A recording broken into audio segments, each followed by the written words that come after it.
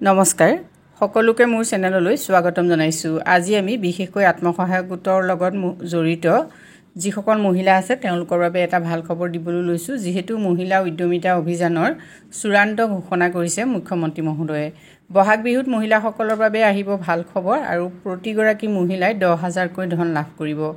যেহেতু এই ধন মহিলাসকলৰ একাউণ্টত সোমাব, গতিকে মহিলাসকলে এতিয়া এই ধনৰ বাবে একো কৰিব নালাগে, মাত্ৰ অপেক্ষা কৰিব লাগে। এই সম্পৰ্কত মুখ্যমন্ত্ৰী মহোদয়ে কি কৈছে আপোনালোকে শুনকচোন।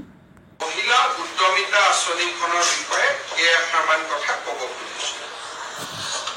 আমাৰ ৰাজ্যৰ আত্মসহায়ক গোটৰ সদস্যসকলক আমি 4 লানি চাৰ্ভে কৰাৰ পিছত কাৰোবাৰ 3টা সন্তান আছে নে তাতকৈ বেছি আছে, বিভিন্ন চাৰ্ভে কৰাৰ পিছত আমি 31 লাখ মহিলাক প্ৰথম পৰ্যায়ত এই আঁচনিখনৰ বাবে উপযুক্ত বুলি আমি ইনফৰমেশ্যন বা আমি তথ্য কালেক্ট কৰিছোঁ।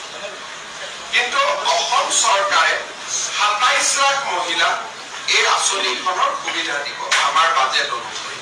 কাৰণ আমি যদিও 30 লাখ মহিলাই পাছ কৰিছে, আমি 27 লাখ মহিলাকহে এই আঁচনিৰ সুবিধা দিব পাৰিম।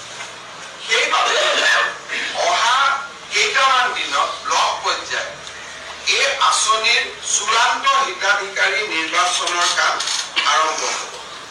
কেবিনেটে সিদ্ধান্ত গ্ৰহণ কৰিছে যে যিসকল মন্ত্ৰী, বিধায়ক, প্ৰাক্তন বিধায়কৰ পৰিয়াল তেওঁলোকে এই আঁচনিখনৰ সুবিধা নাপাব। দ্বিতীয়তে যিসকল ৰাজপত্ৰিত বিষয়া, gazetted class 1 and class 2 officer, তেওঁলোকৰ পৰিয়ালেও এই আঁচনিৰ সুবিধা নাপাব।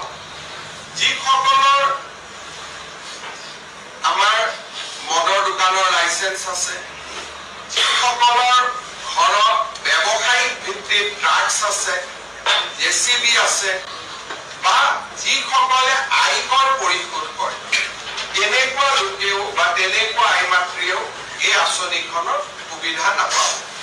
আৰু যিসকল আই মাতৃ মহালাখপতি হৈছে তেওঁলোকক আমি এখন সুকীয়াকৈ আঁচনি দিম। যিহেতু অলৰেডি তেওঁলোকে বেংকৰ পৰা লাখ টকা লোনেই ল'লে, গতিকে 10,000 টকা লোৱাত ইয়াৰ প্ৰয়োজন নাই।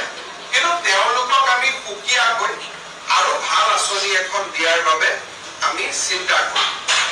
এই ধৰণে আমি যিটো মহিলাসকলক 10,000 টকা দিয়াৰ ঘোষণা কৰিছিলো, সেই আঁচনিখনক আমি চূড়ান্ত পৰ্যায়লৈ লৈ গৈছো আৰু আঁচনিখনৰ শুভ উদ্বোধন এপ্ৰিল মাহত আমি বিহালী সমষ্টিত কৰিবৰ বাবে সিদ্ধান্ত গ্ৰহণ কৰিছো। অৰ্থাৎ প্ৰথম বিহালীৰ আই মাতৃসকলক এই টকা দি পেলাই এই আঁচনিখনৰ আমি শুভ উদ্বোধন কৰিম। তাৰপিছত প্ৰতিটো সমষ্টিতে একোখন মিটিং হৈ এই আঁচনিৰ টকা আমি সমষ্টি ভিত্তিক বিতৰণ কৰিম।